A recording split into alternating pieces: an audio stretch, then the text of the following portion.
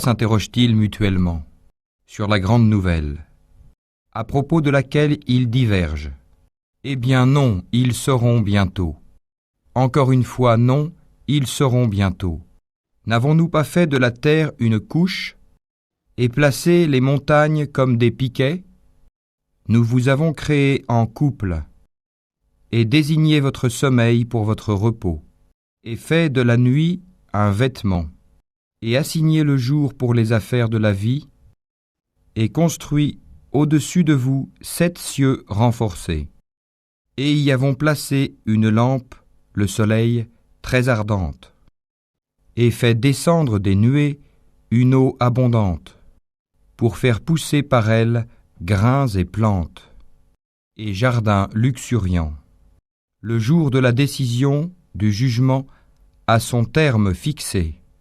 Le jour où l'on soufflera dans la trompe, vous viendrez par troupes, et le ciel sera ouvert et présentera des portes, et les montagnes seront mises en marche et deviendront un mirage.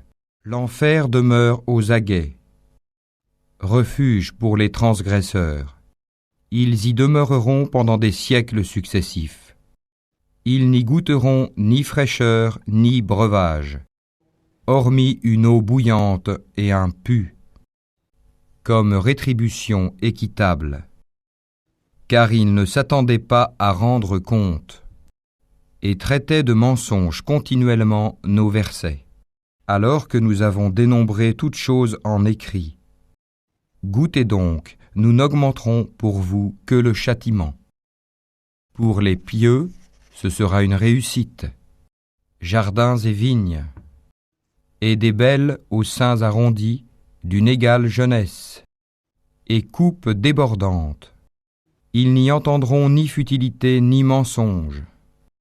À titre de récompense de ton Seigneur et à titre de don abondant.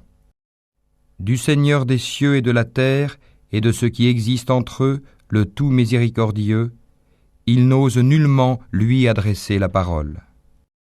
Le jour où l'Esprit et les anges se dresseront en rang, nul ne sera parlé, sauf celui à qui le tout miséricordieux aura accordé la permission et qui dira la vérité.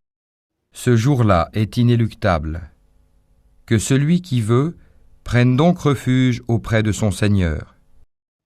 Nous vous avons averti d'un châtiment bien proche, le jour où l'homme verra ce que ses 2 mains ont préparé.